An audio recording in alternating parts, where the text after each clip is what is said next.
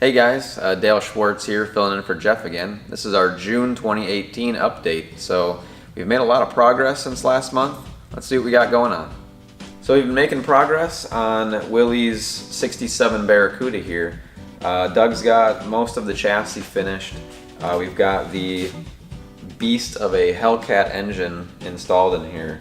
I wanted to go ahead and touch on a few things on this Hellcat engine. Last time I did the update, I showed you some things about the LT4 engine.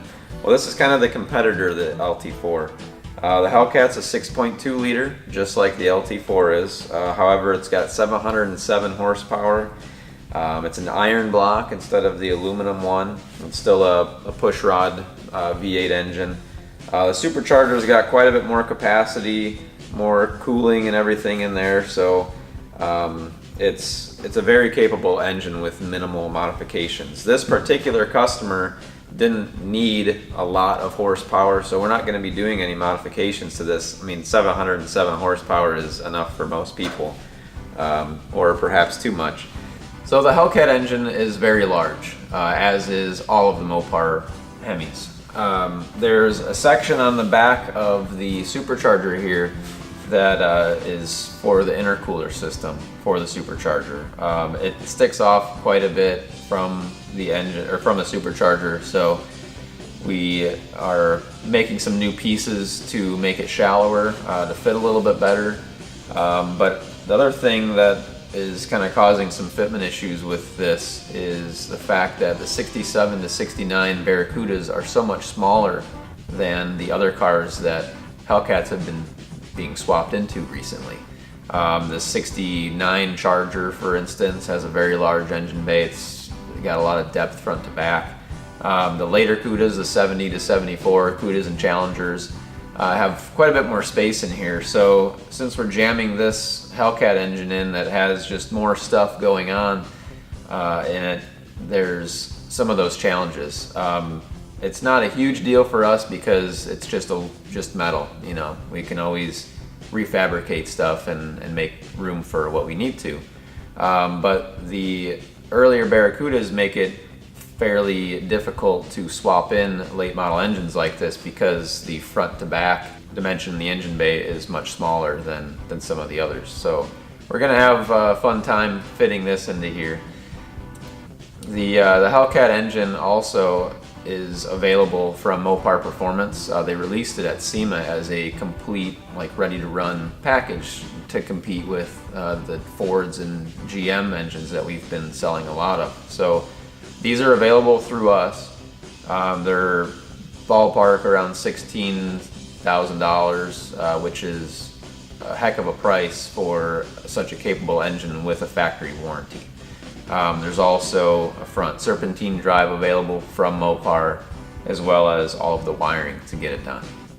So on Willie and Kathy's Barracuda project here, they came to us wanting a full-on project done, but we didn't have a chassis yet available for these, so we've developed a new chassis. It's called the Mopar A-Body, and this particular one is a 108-inch wheelbase.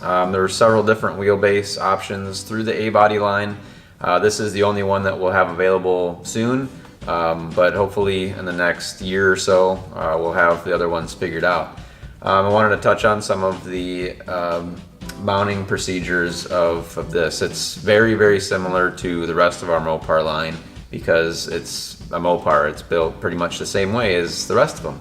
In the back here we've got a mounting point to the factory frame rail. There's a piece that gets welded on to the factory frame rail and then bolts to our frame. And then further forward we tie into the factory leaf spring mounts, and then all the way in the front there's several areas that mount to the factory unibody structure. So where the factory torsion bar cross member was, the firewall area, the lower firewall, and then the front bumper mount at the core support. So we've got John's 89 Camaro here. John brought some Detroit Speed suspension to us to install. So we've got the Detroit Speed tubular control arm, some Coney struts, upgraded steering gearbox, and some other goodies under the hood that we've installed already, like a Be Cool radiator and vintage air front runner drive system. we'll move to the back and show you the rear suspension. So we've got an 8.8 Ford from Hawk's Performance and fitted to the Detroit Speed suspension that the customer brought us. So we had to make a few modifications to have everything fit right, but we're pretty much done with the rear suspension now. All of this is adjustable. We've got an adjustable torque arm from UMI on there, and then stainless works exhaust. So here in the chassis shop, things are busy as usual. Our sales have been very good these last several months, and we've got a G-body chassis right next to me here that's just about ready to go to the assembly department, and a Chevelle chassis on the jig right now.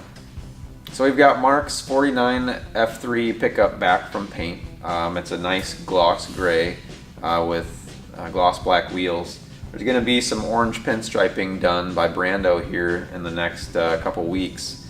In case some of you have forgotten, this has our G-Machine chassis underneath it, Willwood brakes, a Mosier Folder rear end, and a Coyote 5 liter with a 4-speed automatic underneath it. So we're cranking on the assembly of this, the final assembly, and right now Sparky's doing all of the wiring.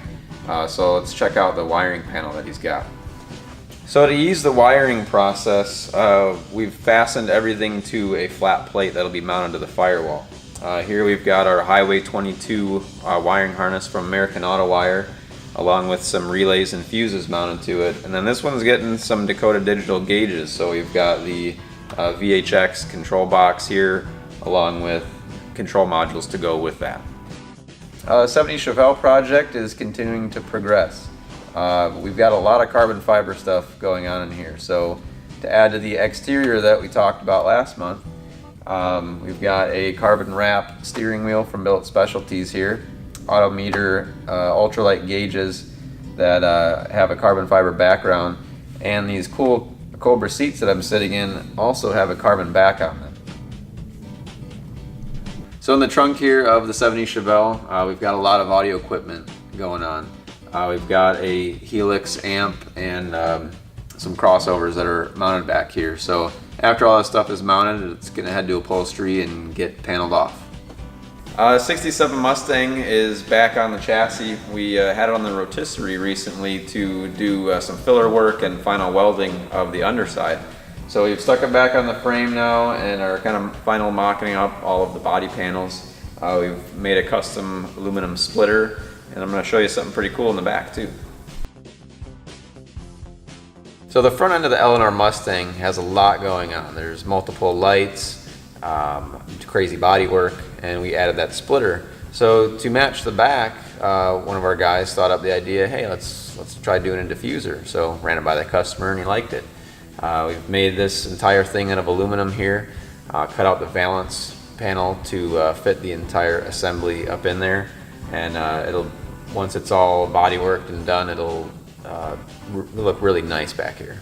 Eric's been working on the sheet metal fab of Henry's 74 Nova here. We've got a new trunk pan that we fabricated, welded in here. The mini tubs are done, and the floor pan is all complete. There isn't a reproduction panel made for the 73 and 74 Novas, so that's why we had to hand fabricate it out of sheet metal. Subsequently, all of the attaching pieces to the rear tail pan here had to be fabricated as well.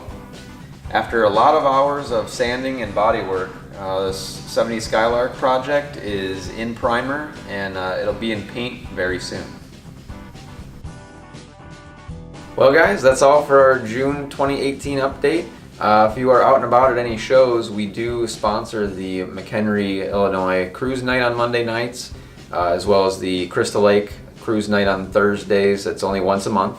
And then upcoming, we've got the Back to the 50s event in St. Paul at the fairgrounds coming up here at the end of June.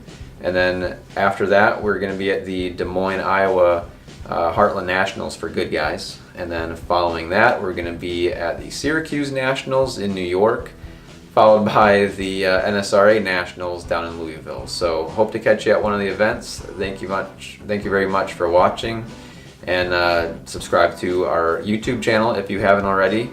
Follow us on Facebook, Instagram, and Twitter.